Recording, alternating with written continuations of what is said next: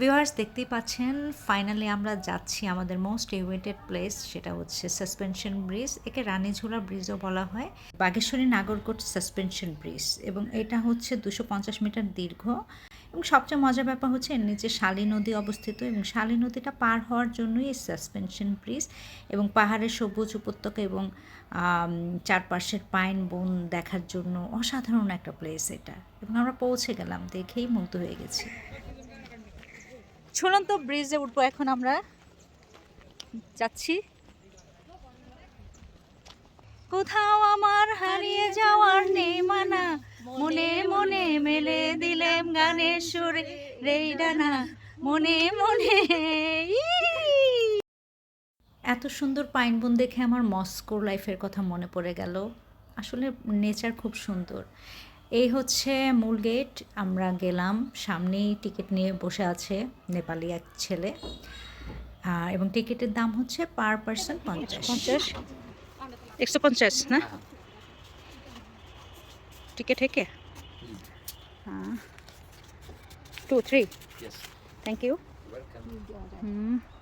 So guys, 50 টাকা করে আমরা ঝুলন্ত ব্রিজের টিকিট নিয়ে নিলাম। চারপাশে বাতাস, পাহাড়ি বাতাস এবং পাখির কুহু কুহু ডাক।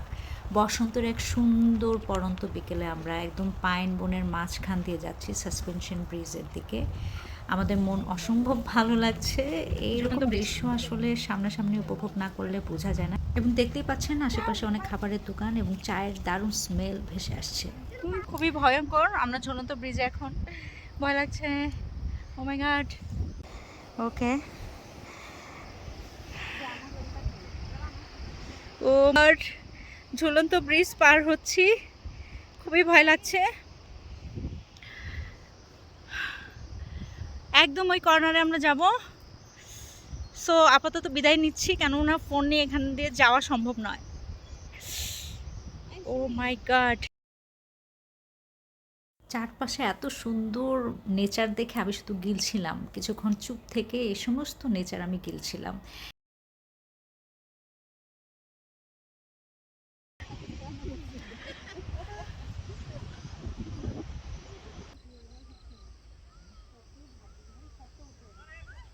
এবং ফাইনালি আমরা চলে যাচ্ছি। যাওয়ার পথে অবশ্যই চা তো খেতেই হবে, ঝালমুড়িটাও আছে। আমরা ঝালমুড়ি খেলাম, ঝালের কারণে ভিডিও করা হয়নি, বাট আমরা এখন দিদির হাতে চা খাবো। ওয়াও, দিদি কি সুন্দর করে চা বানাচ্ছে, একদম ঘরোয়া না বল? Nice smile. আমি দেখছি তাই না? নাইস, দেখতে তো ভালো লাগে এরকম বনের মধ্যে চা বানাচ্ছে। বাতাসে চায়ের গন্ধ ম ম করছে, এতটা দারুণ স্মেল আসছে, এবং দূর থেকে পাখি ডাকছে। ওই যে দেখা যাচ্ছে সাসপেনশন ব্রিজ। দিদির চায়ের জন্য আমরা অপেক্ষা করছি, কেননা আমাদের আরও একটি জায়গায় যেতে হবে, সন্ধ্যা হয়ে যাচ্ছে। বাংলাদেশে না, বাংলাদেশে পিপল बहुत ज्यादा बहुत ज्यादा बांग्लादेश रे इंडियन तो बहुत ज्यादा है इधर ब्रिज में।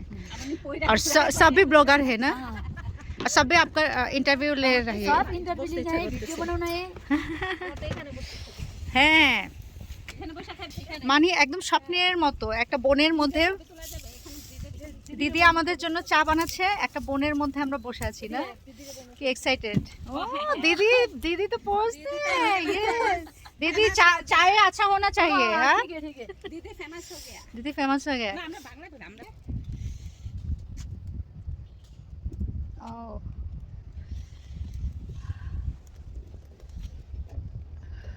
ধোঁয়ায় চোখ জ্বলে যাচ্ছে, একদম স্বপ্নের মতো। এটা মিস করতাম। ওই যে আমাদের পেছনে ঝুলন্ত ব্রিজ, আমাদের পেছনে ঝুলন্ত ব্রিজ। আমরা চায়ের জন্য ওয়েট করছি। ওয়াও, থেকে আসে এখান দিয়ে আসে, কালারফুল, নাইস, ভেরি কালারফুল। তোমার বাসা এখানে? হ্যাঁ।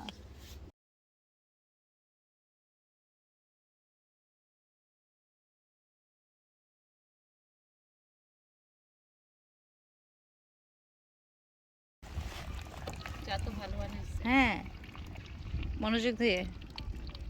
কেমন? ভালো ভালো। ভালো, আমি মুড়ি দিয়ে খাচ্ছি। হ্যাঁ, এরকম বনের মধ্যে কয়েকজন এরকম বসে বসে চা খেতে পারে না? থ্রিলিং, ভালো লাগছে।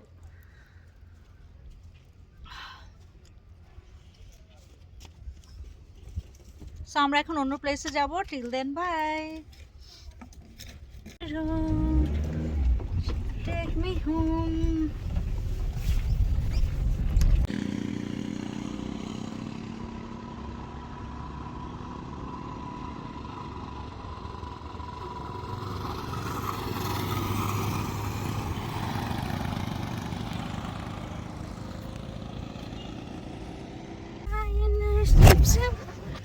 সুন্দর প্লেস। আমরা 3 বোনই শুধু এখানে, মনে হচ্ছে এই জায়গাটা আমাদের জন্যই আজকে। দারুণ দারুণ ছবি তুলেছি, জায়গাটা এত সুন্দর। This is the Buddha park, শান্তি দাদার নাগরকোট। উঠবো। It's nice place. ও ছবি, হ্যাঁ ওকে। সমস্ত কিছু এত উঁচুতে,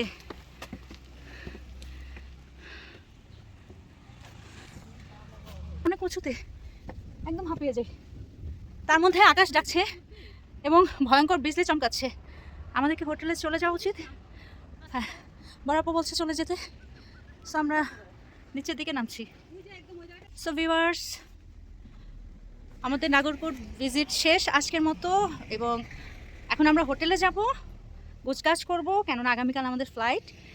সো আমার চ্যানেলটি সাবস্ক্রাইব করতে ভুলবেন না, কমেন্ট লাইক শেয়ার দিয়ে আমার পাশে থাকুন, এবং টিল দেন बाय बाय।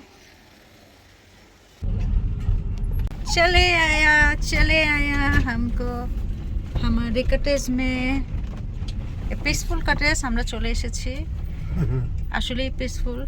ভেতরটা অনেক দারুণ, বাইরেটা যদিও বোঝা যাচ্ছে না।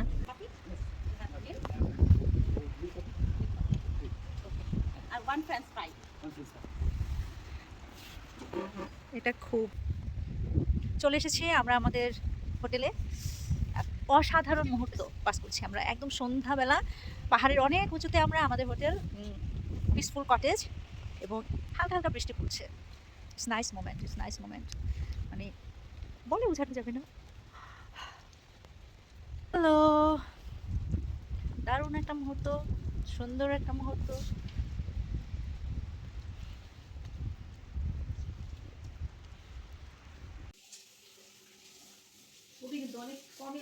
আমরা আমাদের রুমের প্রেমে পড়েছি, ইয়েস, এবং আমরা তাই ঠিক করেছি রুমের মধ্যেই খাওয়া দাওয়া করবো।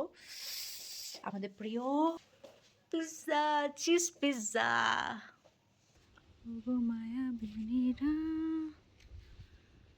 ঘুম ঘুম চোখে ঝিকিমি। আসলে আমরা কোনো মুহূর্তই মিস করতে চাচ্ছিলাম না, তাই আমরা ডিনার করে ঝটপট আবার ছাদে চলে এসেছি অপূর্ব সুন্দর রাতটা উপভোগ করার জন্য। এবং দূরে দেখেন পাহাড়গুলোতে ওই যে লাইটগুলো, মনে হচ্ছে লক্ষ্যমানিক চলছে। সো কালকে আমাদের ভোরে উঠতে হবে, আমরা হিমালয় দেখার উদ্দেশ্যে আবার ছাদে উঠবো। সো